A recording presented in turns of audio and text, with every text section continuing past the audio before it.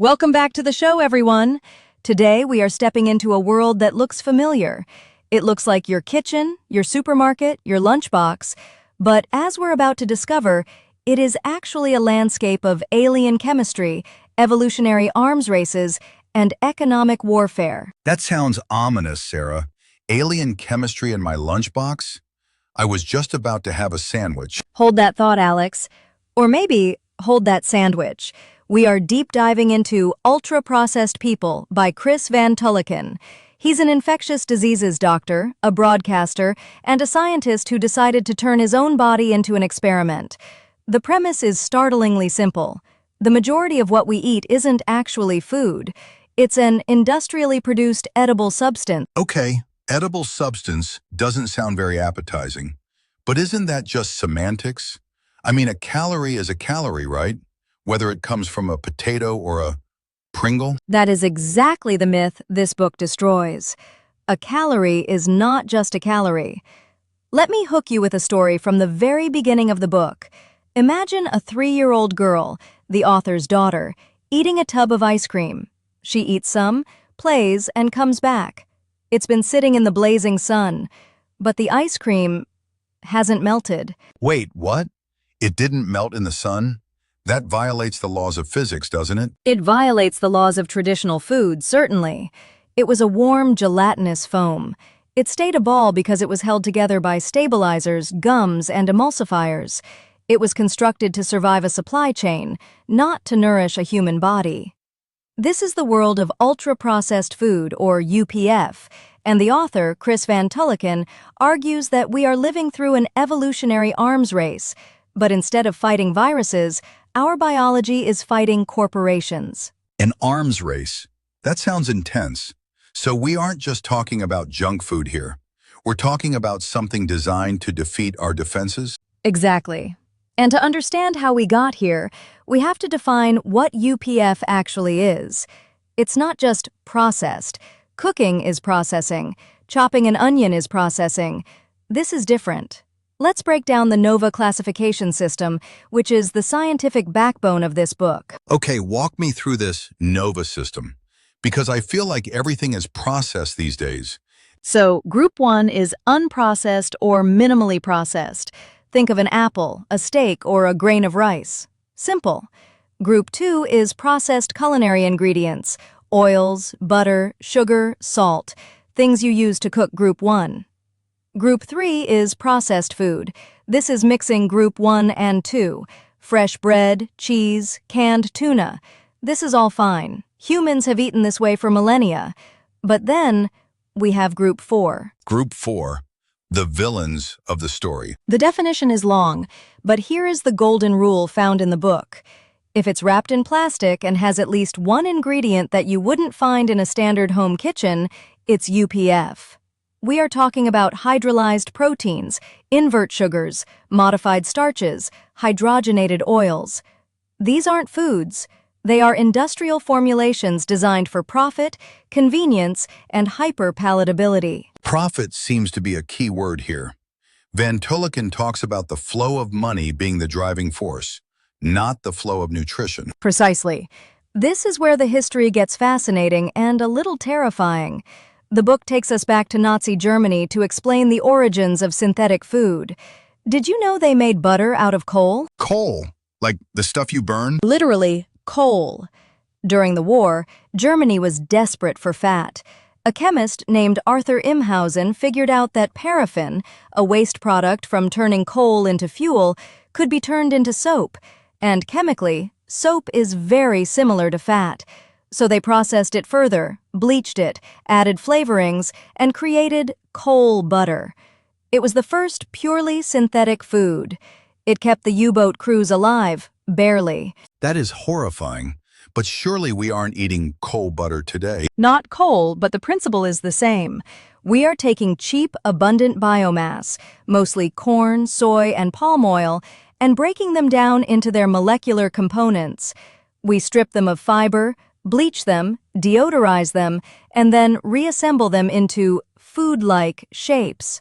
Van Tulleken calls this the third age of eating. The first age was organisms eating rocks and sunlight. The second age was organisms eating other organisms. The third age is us eating industrial chemical mixtures. So if I'm understanding this right, a chicken nugget isn't really a piece of chicken. It's a construction of soy protein, modified starch, and some meat slurry glued together? Yes, and that brings us to the core scientific experiment of the book. Chris van Tulleken decides to eat a diet of 80% UPF for 1 month. This is the standard diet for 1 in 5 people in the UK and US. He goes all in. Cocoa Pops for breakfast, supermarket sandwiches, microwave lasagna, fried chicken. And what happened? I assume he gained a few pounds? He gained 6 kilograms in 4 weeks. He aged 10 years biologically. He developed piles, anxiety, sleeplessness, and his hunger hormones went haywire. His brain scans showed connections forming between reward centers and automatic behaviors, basically addiction wiring. But the most shocking part wasn't just that he got fat, it was why he got fat. Okay, I want to challenge you on this, Sarah, because this is the part where people usually say, well, he just lacked willpower. He ate too much. If he had just eaten the UPF but counted his calories and went for a run, he would have been fine.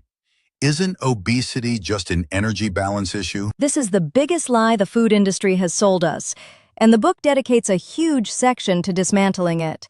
Let's talk about the Kevin Hall study. This is the gold standard. He took volunteers, locked them in a hospital, and gave them 2 diets. One was UPF, one was unprocessed. Crucially, the diets were matched for fat, sugar, salt, and fiber. Matched? So the nutrient profile was the same? Exactly. On paper, the diets looked chemically similar. The volunteers were told to eat as much as they wanted. The result? On the UPF diet, people ate 500 calories more per day. 500. That is a massive amount, and they didn't even realize it. They gained weight rapidly. When they switched to the unprocessed diet, they lost weight, even though they could eat as much as they liked. 500 calories is like an extra meal a day. Why? If the sugar and fat were the same, why did they eat more? Because UPF bypasses our body's stop signals. One major factor is softness. UPF is pre-chewed. It's energy-dense mush. You eat it so fast that your gut doesn't have time to tell your brain you're full. By the time the signal arrives, you've already eaten those extra 500 calories. It's hacking our biology. But what about exercise? You mentioned the author aged 10 years. Surely if he hit the gym, he could burn off that lasagna? This is another fascinating part of the book. Van Tulleken discusses the work of Herman Pontzer, who studied the Hadza hunter-gatherers in Tanzania. These people are moving all day, hunting, digging tubers. You'd expect them to burn way more calories than an office worker in London, right? Of course, they're active. They don't.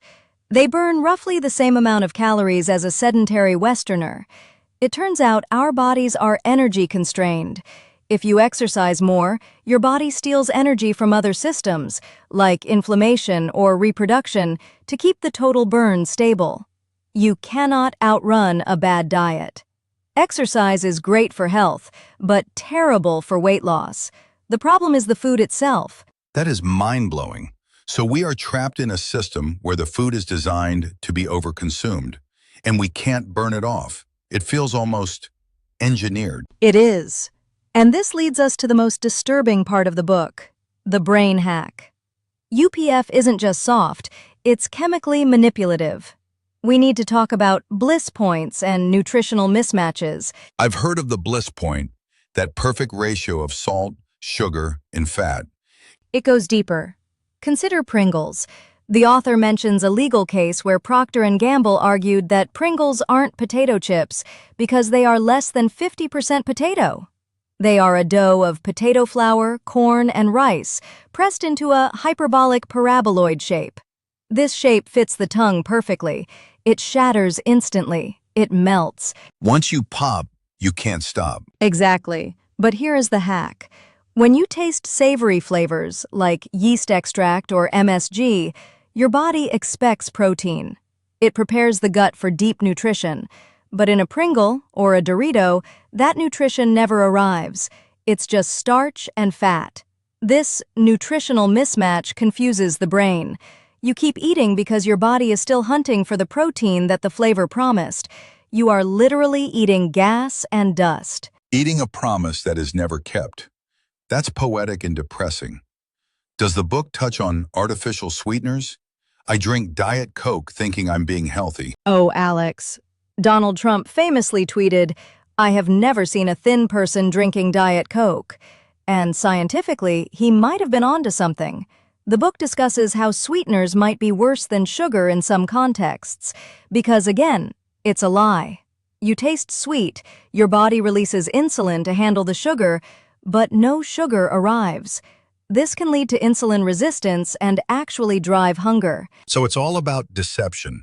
The food is lying to our organs. And it's destroying our internal ecosystem. We have to talk about the microbiome. You have trillions of bacteria in your gut. They eat what you eat. But when you eat UPF, you are starving the good bacteria, who need fiber, and feeding the bad ones. Plus, additives like emulsifiers, which are basically detergents, scrub away the mucus lining of your gut. This leads to inflammation, which is linked to everything from depression to autoimmune diseases. Detergents in my gut. Great. Sarah, this is overwhelming. It feels like a conspiracy. Is there a cabal of evil men in suits laughing at us? That's the nuance Van Tulleken brings. He interviews the people inside the industry. They aren't evil, they are just trapped in the machine. If a CEO decided tomorrow to stop making addictive UPF and sell only broccoli, they would be fired by the shareholders for losing money. The system demands growth, and the only way to grow in the food market is to get people to eat more food than they need. So they have to colonize our bodies to make a profit. And they colonize actual countries. There is a heartbreaking chapter about a floating supermarket boat Nestle sent up the Amazon River to remote communities. These people had perfect traditional diets. The boat arrived, selling Kit Kats and formula. Now you have children in the Amazon with type 2 diabetes and rotten teeth. It destroyed their food culture in a single generation. That is tragic. Okay, Sarah, we're approaching the end. I'm sufficiently terrified. I'm angry. But what do I do? If willpower doesn't work and the food is addictive, are we doomed? Not at all. The author says the first step is exactly what we're doing: knowledge. He suggests that while you read the book, you should keep eating UPF, don't diet, but notice it. Notice the slime in the lasagna. Notice that the bread sticks to the roof of your mouth. Notice that you aren't actually enjoying the Pringle, you're just mechanically consuming it. The ruining it for yourself strategy. Exactly.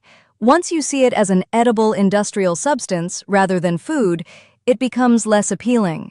He advocates for abstinence from UPF rather than moderation, because for many, moderation is impossible with addictive substances.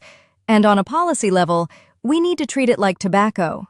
Warning labels, bans on marketing to kids.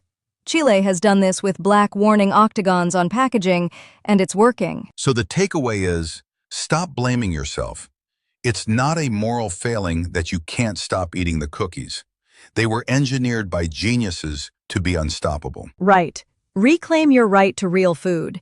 It might cost more time or money, which is a privilege issue we need to address societally, but if you can, cook from scratch. Buy ingredients, not products. And maybe leave that unmelting ice cream alone. Message received. I think I'm going to go have an apple, a real one. Thanks for listening, everyone. We'll catch you on the next deep dive.